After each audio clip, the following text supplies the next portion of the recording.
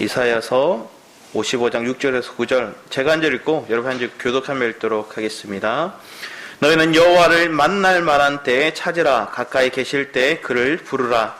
악인은 그의 이름을 부여하지 않은 그의 생각을 버리고 여호와께로 돌아오라. 그의 하나님과 긍휼히 여기시리라. 우리 하나님께로 돌아오라. 그가 너희에게 용서하시리라. 이는 내 생각이 너희의 생각과 다르며 내 길은 너희의 길과 다름이니라. 여호와의 말씀이니라.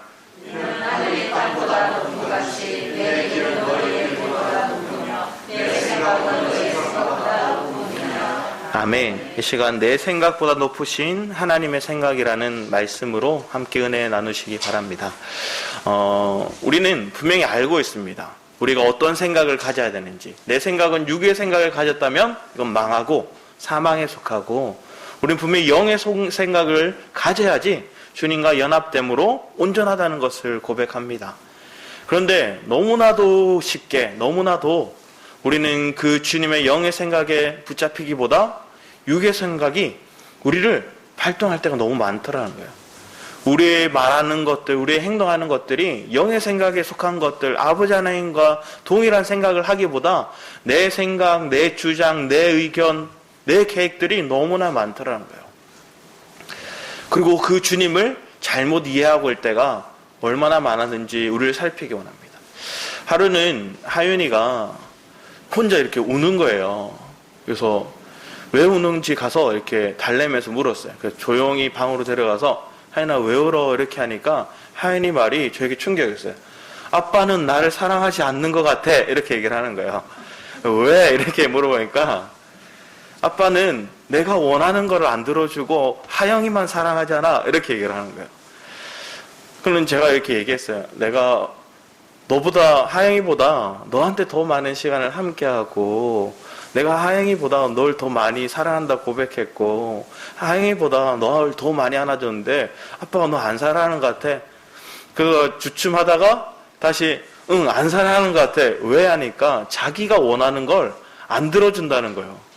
자기 원하는 거 뭔가 봤더니 자기 방을 같이 치워줘야 되는데 안 치워준다는 거예요. 혼자 치우라고 얘기를 하니까, 그리고 아빠는 나한테 혼낸다는 거예요. 안 치운다고. 그래서 같이 방을 이제 다시 치워줬어요. 하나하나 정리를 해주면서 이렇게 치워주고 난 다음에 하인이한테 다시 물었어요. 아빠가 너 안 사랑하는 것 같아? 아니 이제는 사랑하는 것 같아. 이렇게 얘기를 하는 거예요. 이 장면을 통해서도 우리는 많이 느껴요. 이걸 보면서 저는 한편에서는 이 아이에게 내 마음에 이 아이를 사랑한다는 고백이 입술로만 이렇게 고백했고, 나름대로 이 아이가 가는 길을, 바른 길을 제시해주기 위해서 때로는 혼도 냈지만 이 아이가 이 혼내는 걸 그냥 혼나는 걸로만 생각했구나 하는 마음이 드는 거예요. 그리고 또 반면에 또 생각나는 것들이, 내가 하나님 앞에 이렇게 행동하고 있는 거예요. 하나님 내 것 좀 들어주시면 하나님 나 사랑하는 것 같고, 하나님 나를 바른 길로 이끌려고 약간 징계나 아니면 실패 같은 상황이 있으면 하나님 나 안 사랑하는 것 같고, 옆 사람이 좀 더 잘 되는 거 보면 그 사람만 사랑하는 것 같고, 하나님 나를 조금 덜 사랑하는 것 같다는 그런 착각. 이게 우리를 하나님의 생각과 일치하게 만드는 게 아니라 그 길에서 벗어나게 만들더라고요. 그리고 내 생각대로, 내 계획대로, 내가 원하는 바대로 막 행할 때가 너무 많더라는 거예요. 또 하영이는 요즘 들어서 말씀드렸지만 먹는 것이 너무 큰 낙을 가진 아이예요. 그러니까 뭘 그렇게 줬는데 과자를 이렇게 줬어요. 그러니까 한 손에 주면 너무 아쉬운가 봐요. 양손에 줘야 돼요. 그래서 양손에 2개를 이렇게 주고 이제 언니한테 이렇게 과자를 이렇게 주신 것들, 누가 주신 것들을 이 과자를 줬어요. 그랬더니 언니한테 주니까 막 짜증을 내는 거예요. 그럼 언니를 먹고 있으면 계속 언니한테 달려가서 손가락질을 이렇게 하는 거예요. 자기 양손에 들고 있으면 이걸 달라고 하는 거예요. 그래서 이제 한 개 더 꺼내서 주니까 어떻게 하냐면 이 2개 진 것들을 한 입에 물고 이렇게 받는 거예요. 그러면서 또 달라고 하는 거예요. 이 장면을 통해서도 우리가 느끼는 거예요. 하나님 앞에 이미 받았는데 하나님 좀 더 주세요. 땅에 거 더 주세요. 나 이걸로 만족이 안 됩니다. 더 달라는 거예요. 우리는 이러한 장면을 통해서 내 모습 속에서 얼마나 하나님이 원하는 바, 하나님이 이끌고자 하는 길에서 벗어나서 내 욕구를 채우기 원하고 내 생각을 이루기 원하고 내 정한 뜻이 온전해지기를 그냥 하나님 앞에 막 떼쓰듯이 부르짖는 거예요. 하나님 그럴 때 어떻게 하실까요? 우리가 젖먹이라면 하나님 달래시면 그렇게 하시겠죠. 그렇지만 우리를 장성한 분량으로 단단한 음식을 먹는 자로 세워가시기 위해서는 그걸 이제 들어주실 수 없는 거예요. 그래서 분명하게 하나님 뜻이 무엇인지, 하나님의 길이 무엇인지 우리에게 제시해 주시고 우리의 그 길이 무엇인지를 이끌어 올 수 있도록 하나님이 인도하시더라는 거예요. 오늘 본문 말씀에도 보면 먼저 55장 1절 말씀에 보면 이렇게 적혀있어요. 오라 너희 모든 목마른 자들아 물로 나오라. 돈 없는 자도 오라. 너희는 와서 사 먹되 돈 없이 값 없이 와서 포도주와 젖을 사라. 얘기하는 거예요. 주님 이걸 먹으라고 하는데 공짜래요. 얼마나 값진 건데 우리는 공짜로 이걸 받지만 주님은 이거 공짜로 주신 게 아니죠. 가장 고귀한 대가를 치르셨죠.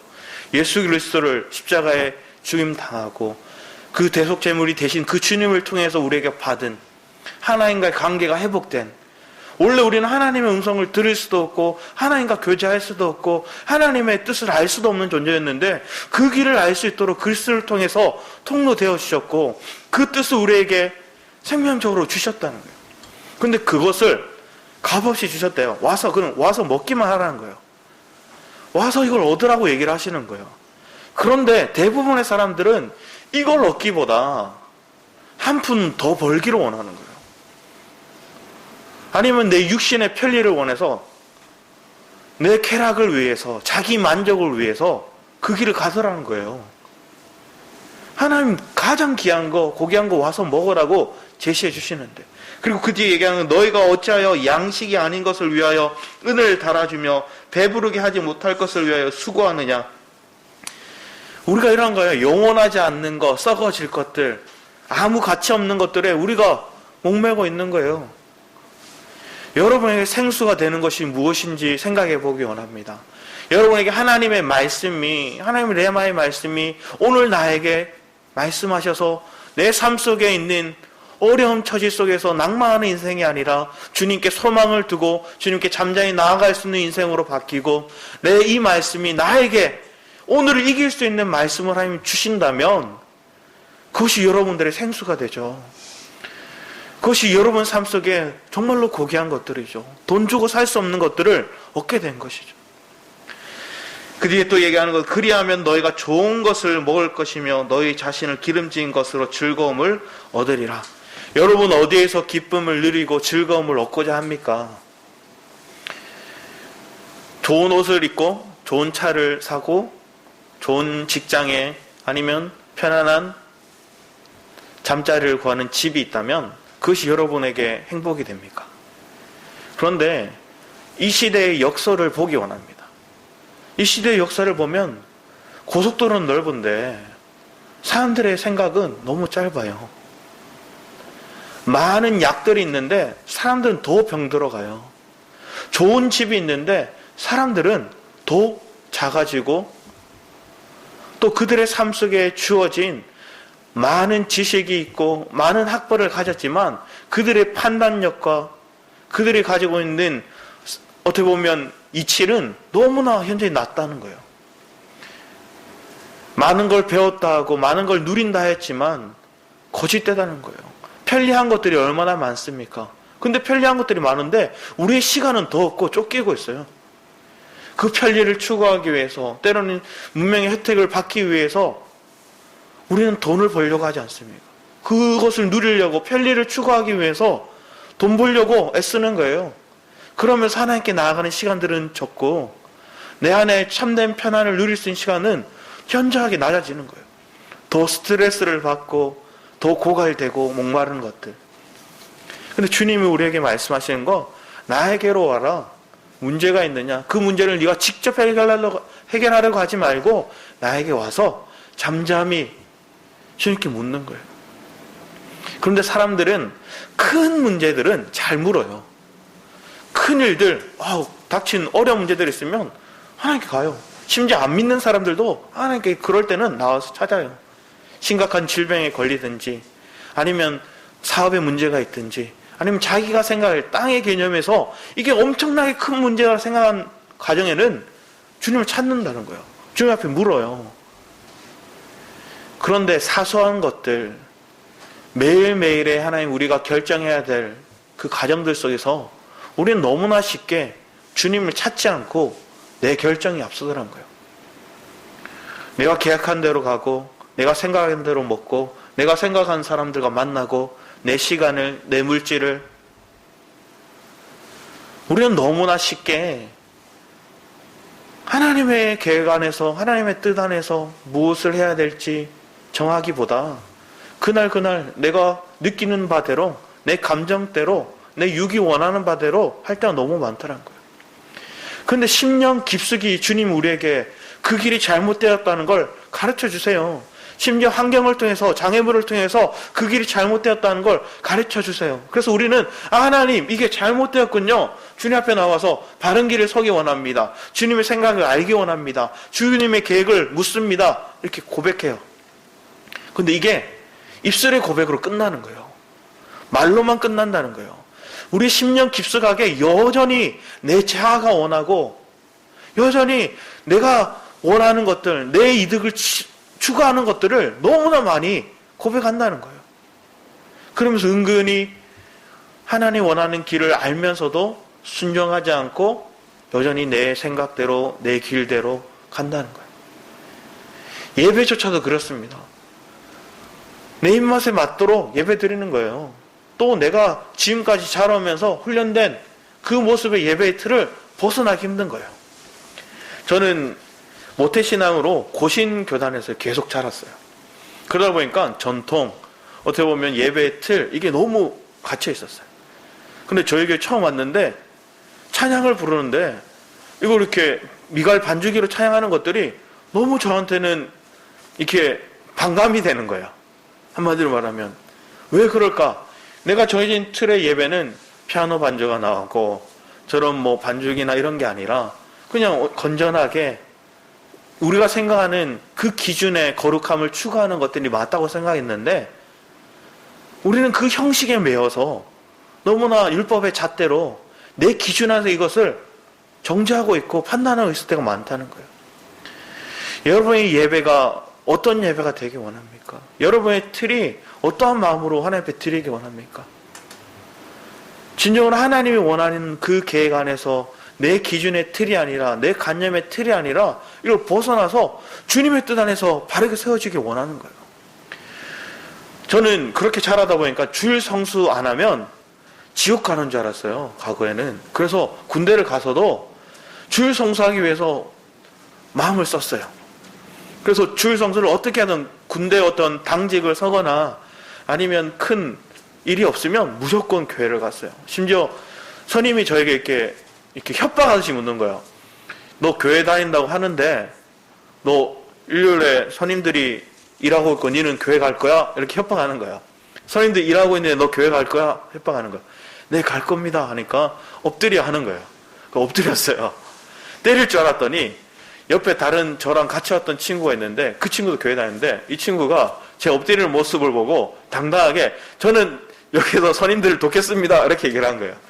그랬더니 이걸 얘기했던 선임이 저만 교회 데리고 가고 얘는 안 데려가는 거예요. 왜냐하면 이걸 얘기했던 선임이 기독교인인데 신병을 2명 다 데려갈 수 없으니까 한 명만 데려가려고 물은 거였어요. 엎드렸지만 저는 교회를 그때부터 갈 수 있었어요. 그런데 이게 제 안에 의식적으로 잡혀 있었어요. 아, 교회 가면 열심히 교회 가면 주일 성수를 해야 된다. 그런데 나중에 이게 자대 배치를 다시 이렇게 받았어요. 그 2차 부임을 받아서 진을 왔는데 거기서는 좀 편했어요. 편하고 교회 생활하고 또 성가대도 하고 잘 편하게 했는데 나중에 이렇게 급이 이렇게 병장이 다니까 기존에 하는 이렇게 당직이랑 다르게 하루 종일 이렇게 좀 편한 곳에서 당직을 서게 됐어요. 근데 이 당직을 서는 인원이 딱 정해져 있는데 그 병장 티오들만 이렇게 하는 이게 당직이었는데 그 중에 제가 이렇게 제일 밑이었거든요. 제일 밑이니까 저보다 한 달 먼저 이렇게 온 선임이 자꾸만 저를 주일날 계속 당직을 넣는 거예요. 근데 재밌는 게 그렇게 주일 당직을 얻는 그 선임이 같이 교회 가는 선임이에요. 그러니까 왜 그러냐면 자기 교회 가려고 저를 계속 주일날 넣는 거예요. 자기 티오회 때 저를 넣고. 그래서 제가 너무 화가 나서 너무 이해가 안 돼서 선임한테 가서 따졌어요. 엄청 이렇게 따졌어요. 그렇게 하면 안 되는데 어떻게 보면 상관에게 불복종하고 따진 거예요. 그러면서 이렇게 싸웠어요. 근데 나중에 시간이 지나서 봤더니 사람들이 그렇게 욕했겠죠. 교회 믿는다는 저 기독교인들이 서로 교회 가려고 저런 행동을 한다. 선임은 자기 가려고 후임한테 저렇게 나쁜 행동을 하고 후임은 자기 교회 못 가게 한다고 그렇게 행동한다. 이 의식적인 행동들 분명히 하나님 앞에 바른 거라 생각했는데 하나님 뜻을 원한다고 생각했는데 전혀 하나님의 영광을 드러내기보다 하나님을 모욕하는 모습이 제 삶 속에 있었다는 거예요. 그게 의식적인 생활, 내 계획의 틀 안에 갇혀있는 관념들, 이게 얼마나 우리를 하나님의 뜻에서 벗어나게 했는가. 하나님 뜻과 전혀 상관없이 내 계획, 내 생각, 내가 정한 틀 안에서 갇혀서 우물 안의 개구리처럼 이게 맞다, 이게 옳다, 이게 하나님의 뜻이다 착각하면서 자기 잘난 맛에 신앙생활 하는 거예요. 우리 이런 틀 안에서 벗어나 정말로 주님이 우리 안에서 내 심령 깊숙한 곳에서 내가 원하는 바를 십자가 앞에 내려놓고 주님의 뜻에 굴복하여서 그 뜻을 아는 것으로 만족하는 게 아니라 이해한 것으로 끝나는 게 아니라 그 뜻이 우리의 삶 속에 온전히 사라지도록, 그래서 나는 죽고 그리스도가 사시도록 온전히 내 삶의 자리를 주님 앞에 내어줄 수 있는 저와 여러분의 삶이 되기를 축원합니다. 그런 은혜를 하나님 우리에게 주시고자 우리를 이끌어 가십니다. 그런데 우리는 너무나 오해할 때가 많다는 거예요. 왜 그런가? 주님을 나의 왕으로 삼지 않기 때문에. 우리 사사기 말씀 한번 말씀합니다. 사사기 마지막 장을 보게, 사사기 21장 25절 말씀 한번 말씀합니다.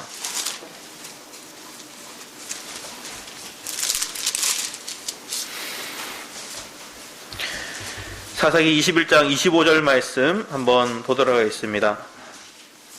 여러분 한 목소리로 읽어주셨으면 합니다. 사사기 21장 25절입니다.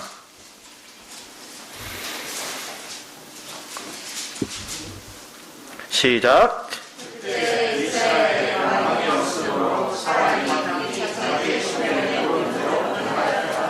네, 사사기의 역사의 맨 마지막에 계속 기록하는 한 줄입니다. 전체 통틀어 얘기하는 거예요. 그들이 왜 이렇게 고난받았는가? 왜 이렇게 주변의 나라들이 그들을 침공했는가? 그들의 마음 가운데 주님을 왕으로 모시지 않은 거예요. 그러니 자기의 소견대로 살아간 거예요. 그런데 그 뒤에 룻기의 장면을 통해서 보면 그러한 장면의 압축적인 모습을 보여주는 것들이 뭐냐면 여기서 엘리멜렉이라는 사람이 나와요. 룻기 1장 말씀에 보면 2절에 엘리멜렉이라는 사람이 나오는데 이 사람의 이름은 주님이 하나님이 나의 왕이라는 이름이에요.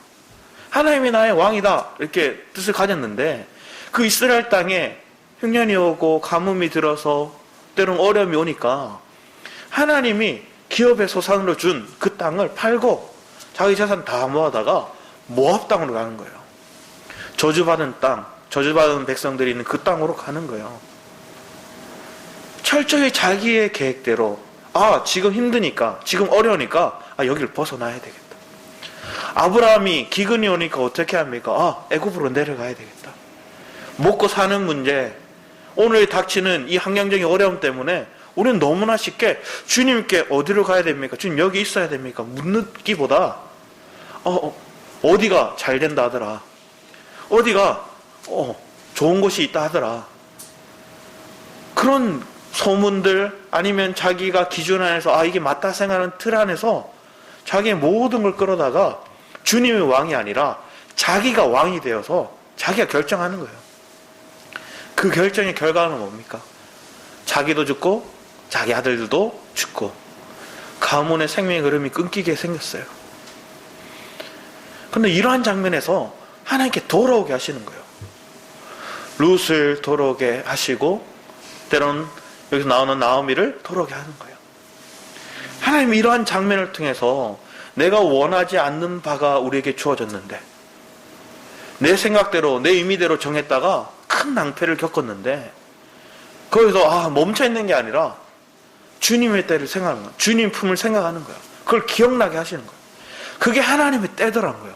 하나님의 은혜의 때에 기억나게 하시더라는 거예요. 여러분 이 자리에 왜 있습니까? 저 역시 이 자리에 있는 이유는 제가 잘못된 길을 가고 있다가 이러면 안 되는데 하는 그때 하나님을 알고자 하는 마음을 주시더라는 거예요. 그리고 그때 하나님을 바르게 전하는 통로를 만나게 하시더라는 거예요. 그게 우리에게 은혜의 때지 않습니까? 그 은혜의 때가 우리에게 주어졌기에 우리의 생각을 또 버릴 수 있는 거예요. 우리는 우리 생각대로 우리의 계획, 우리의 생각들을 쉽게 우리가 버릴 수 있는 게 아니라 실패를 경험하고 무너짐 속에서 하나님의 은혜가 와서 하나님의 때를 경험해야지 이거 잘못됐거나 버리고 주님께 순종하는 길에 돌아서더라는 거예요. 그리고 그 순종의 여정 속에서 사실은 여기 나오는 룻의 삶을 보십시오. 모압의 여인이었어요. 그리고 과부예요. 손가락질 받을 만한 그런 위치에 있는 여자예요. 그런데 유대 땅으로 돌아온다는 거예요. 왜 이런 가정의 모험들을 할까요?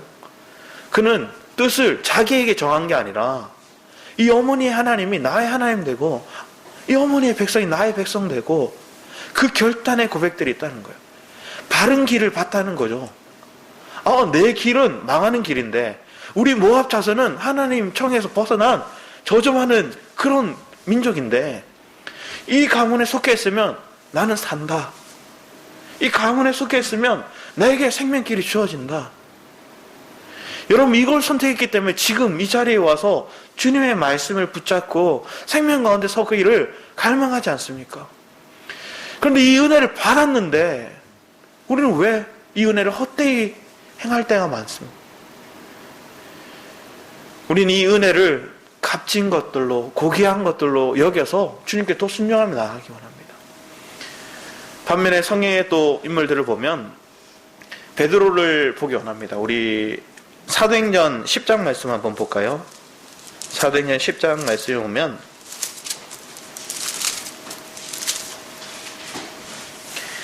9절 이하 말씀을 한번 읽었으면 합니다. 9절에서 저희들 16절까지 한번 교독하며 읽겠습니다. 사도행전 10장 9절에서 16절이면 제가 먼저 읽도록 하겠습니다. 이튿날 그들이 길을 가다가 그 성에 가까이 갔을 그때 베드로가 기도하려고 지붕에 올라가니 그 시각은 제6시더라.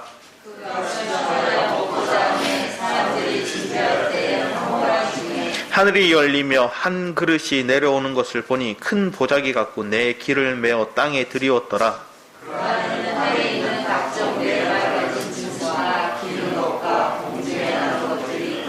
또 소리가 있으되 베드로야 일어나 잡아 먹으라 하거늘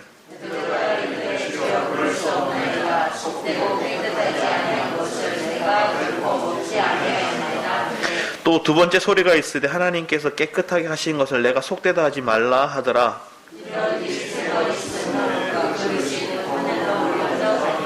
아멘.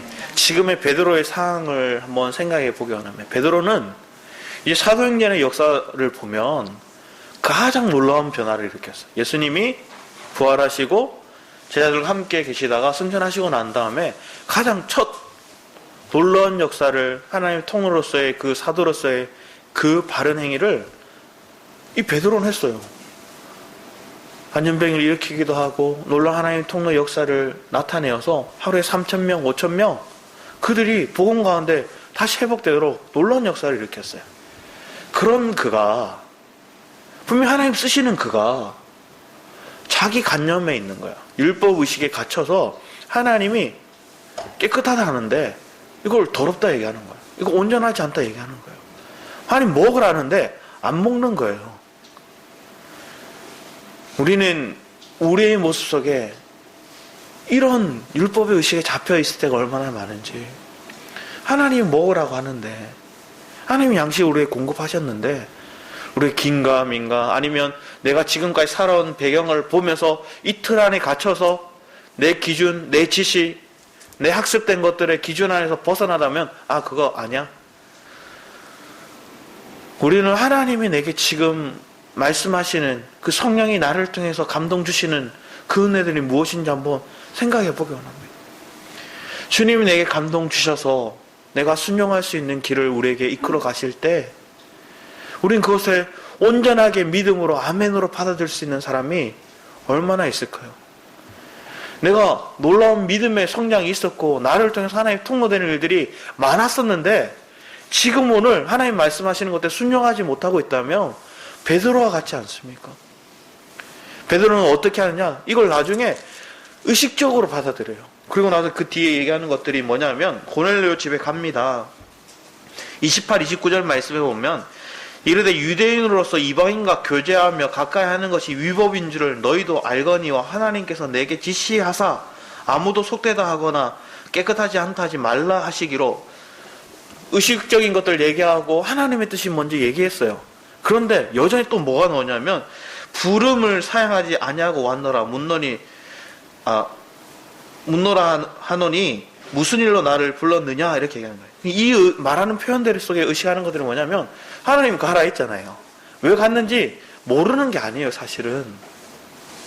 근데 자기 의식 속에서 아직 이 유대인이 아닌 사람들, 저 이방인들은 가까이 하면 안 되고 만나면 안 되고 이 의식에 갇혀서 자기 마음속에서 옳다고 생각하지만 의식에 잡혀가지고 이걸 잘못 얘기하는 거예요. 표현하는 것들이 분명하지 않고 온전하지 않은 거예요.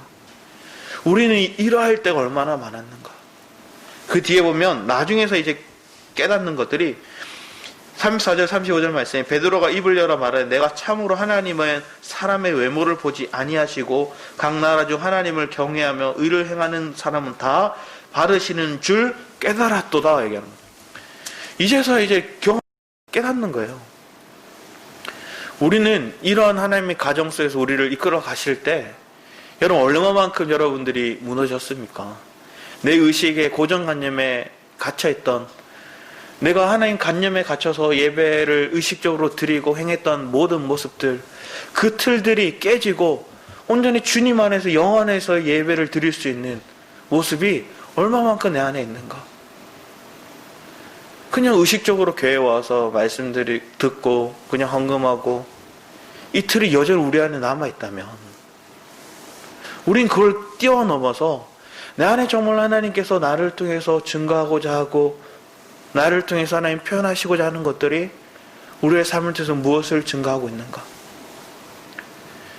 사실은 이러한 장면이 너무나 많은 기독교인들이 하나님의 뜻을 행하고 있고 때로는 목회자들도 하나님 통로되고 있고 놀라운 역사가 그들을 통해서 나타났는데 여전히 이 의식에 갇혀서 나오려고 하지 않는 거예요. 이게 나오면 자기를 부정하는 게 될까봐. 많은 믿음의 통로들이 있지 않습니까? 많은 영적인 지도자들이 있습니다. 웨슬레라든지 아니면 칼빈이라든지 그들이 뛰어난 하나님 통로 쓰임을 받았어요. 그런데 왜 그것들에 대해서 사람들이 묶임 바 되는 모습이 되는가 봤더니 그 제자들, 그 교리를 따르고 그것을 배운 사람들이 그걸 벗어버리면 자기를 어떻게 보면 기득권이 깨지는 것 같이 느껴지니까 자기가 지금까지 배워왔고 지금까지 훈련되어 왔고 자기까지 알아왔던 많은 돈을 투자하고 많은 시간을 허비했던 것들이 이게 아무것도 아닌 것이 될까봐 못 벗어나는 거예요. 우리는 정말로 주님의 영 안에서 주님이 내게 말씀하시는 그 뜻을 알기를 사모합니다. 그래서 주님께 부르짖고 나아가는 거예요. 우리 사도행전 역사 속에서 우리 16장 말씀도 한번 보기 원합니다. 16장 6절에서 10절 말씀을 보면 여러분 한번 목소리 읽어주셨어야 합니다. 6절에서 10절입니다. 사도행전 16장 6절에서 10절입니다. 함께 읽어주셨어야 합니다. 사도행전 16장 6절에서 10절 시작.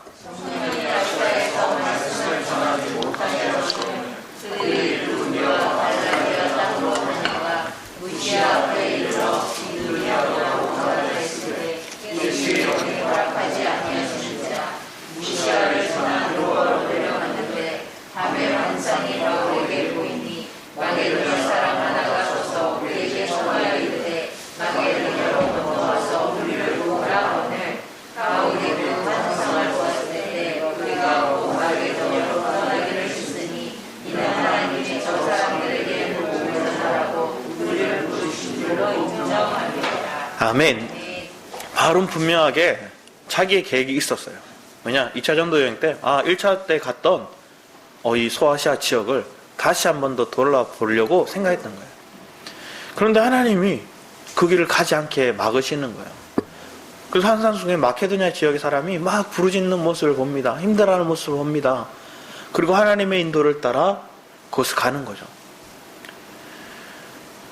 바울은 이 장면을 통해서 보면 철저하게 하나님이 때로는 영의 생각을 따라서 성령의 인도하심을 따라서 가는 거예요.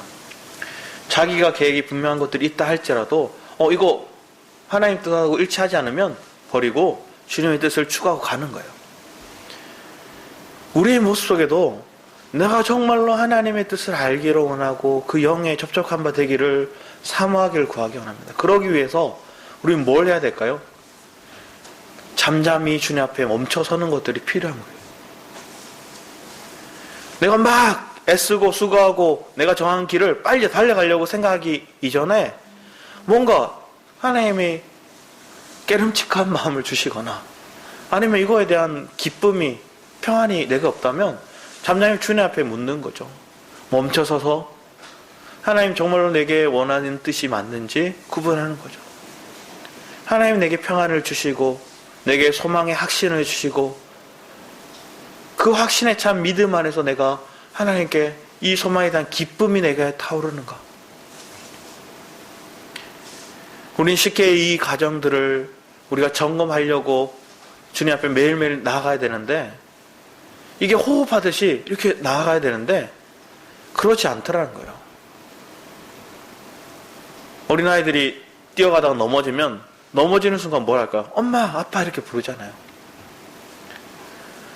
우리도 동일하게 그렇게 나와야죠. 어느 순간 뭔가 갖다 드려도 주님 고백해야 되죠. 의식적인 게 아니라 내 심령 깊숙한 곳에서 주님을 찾도록 그리고 주님께 묻도록 그러면서 주님이 내게 주시는 평안을 찾고 주님이 주신 기쁨을 발견하도록 사모하며 나아가야 되겠죠. 그래서 우리는 쉬지 않고 기도하는 거죠. 계속 주님 앞에 묻고 있는 거죠. 우리는 그러한 삶 속에서 하나님 우리를 이끌어 가실 때 우리는 넉넉히 이기며 나아갈 줄 믿습니다. 그런데 이 바울도 넘어지더라는 거예요.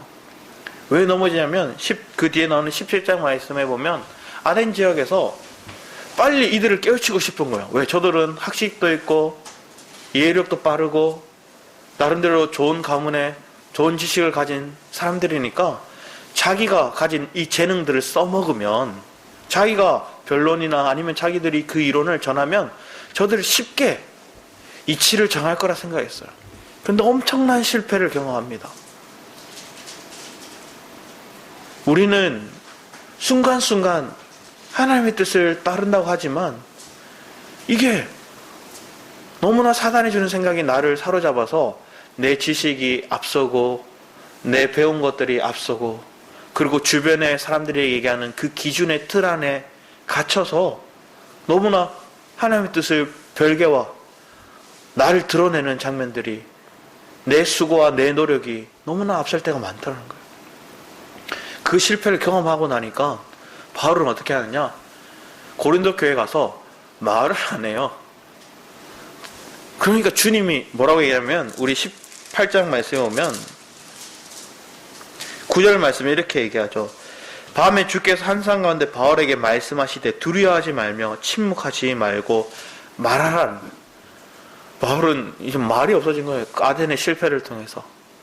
그리고 고린도 교회에서 주님 다시 그에게 다시 소망을 주시고 다시 이 복음의 확신을 가지고 두려워하지 말고 전하게 하시는 거예요. 하나님은 우리의 삶을 어떻게 이끌기 원하실까? 저 역시도 두렵고 떨림으로 주님 앞에 나아갑니다. 내 말을 전하면 어떡하지? 그냥 내가 배운 지식들, 알고 있는 것들 그냥 전하면 어떡하지? 그리고 내 심령 깊숙한 곳에서 주님의 뜻과 일치한 것들을 전해야 되는데 입술로는 고백해놓고 내 심령 깊숙한 곳에서는 나를 원하는 것들을, 내 계획들을 행하고 있으면 어떡하지? 저는 이런 불일치한 삶의 모습으로 증거자는 자가 아니라 내 삶 속에서 하나님 동일하게 이 말씀이, 선포된 말씀이, 또 입술로 고백된 말씀이 주님과 일체되기를, 연합되기를 사모합니다. 그래서 내가 찾는 것들은 땅의 여러한 어려움들의 문제를 해결하기 위해서 주님을 찾는 것들이 아니라 정말로 주님이 나의 주인 되셔서 주님이 나를 향한 계획들, 나를 향한 뜻들이 내가 방해 요소로서 주님의 그 뜻을 거스르게 하는 것들이 아니라 철저하게 나는 무너지고 주님의 뜻을 이루기 원하는 거예요. 많은 사역자들이, 많은 믿음의 통로라고 하고 많은 믿음의 선배라고 하는 이들이 하나님이 쓰시기에 너무나 불완전하고 또 그들이 쓰기에 너무나 불편한 존재들이 얼마나 많은지를 보기 원합니다. 그 불편하고 불완전한 존재가 사실은 우리였다는 거예요. 하나님 우리를 통해서 증거하기 원하는, 내 가족들에게, 내 주변의 친지들에게, 내 주변에 통로되기 원하는데 이 방해 요소가 내 속에, 내 아집이, 내 생각이 너무 커서 저 사람은 안 바뀔 거야, 저 사람은 안 받아들일 거야. 하나님 뜻은 알려고도 하지 않고 알아도 순종하지 않으려고 하고, 우리는 이러한 무지 속에서 벗어나기 원합니다. 거기서 벗어나 주님의 뜻을 알기를 사모하는 저와 여러분 심령들 될 줄 믿습니다. 우리 에베소서 말씀 한번 봤습니다. 에베소 5장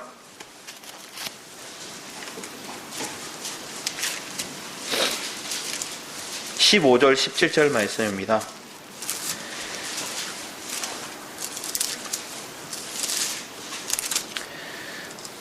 여러분 한번 읽어주셨습니다. 에베소 5장 15절에서 17절 말씀입니다. 시작.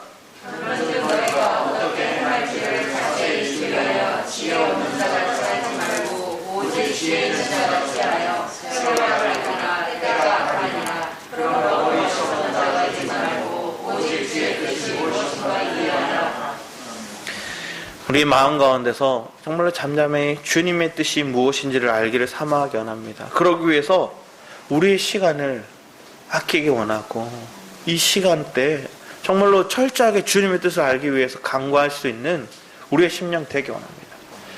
시편 61편 말씀에 보면 거기에 잠잠히 주님의 뜻을 구하는 장면이 있어요. 우리 한번 보기 원합니다. 시편 62편입니다.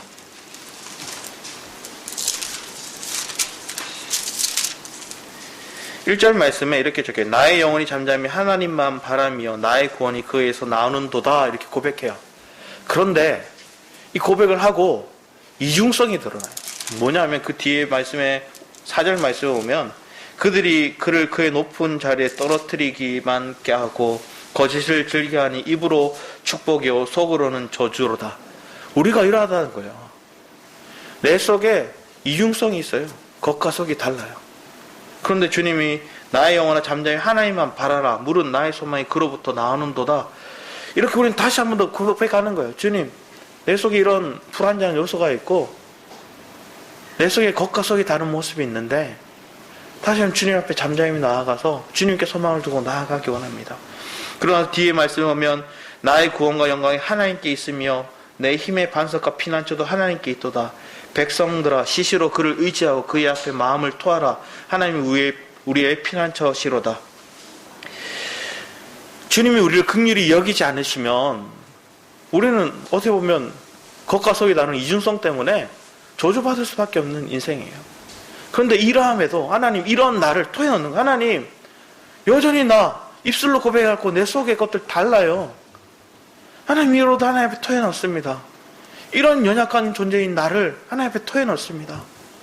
하나님 나를 긍휼히 여기사 주님이 나의 피난처가 되심을, 주님이 나의 힘의 되심을, 주님이 나의 지혜가 되심을 다시 한 번 더 고백합니다. 저와 여러분 삶 속에 지금까지 많은 실패들, 때로는 많은 내 계획들의 모습들이 있었다면 이게 하나님의 뜻과 달랐다는 것들에 대해서 분명하게 주님 앞에 고백하고 분명히 내 생각들을 주님 앞에 토해놓고 하나님께 긍휼을 구하여서 아버지의 뜻이 내 뜻되도록, 그래서 이 세월을 아낌으로 주님의 영광의 그 강체를 드러낼 수 있는 온전한 통로가 저와 여러분의 삶이 되기를 간절히 사모하며 기도하기를 축복합니다. 아멘. 기도하도록 하겠습니다.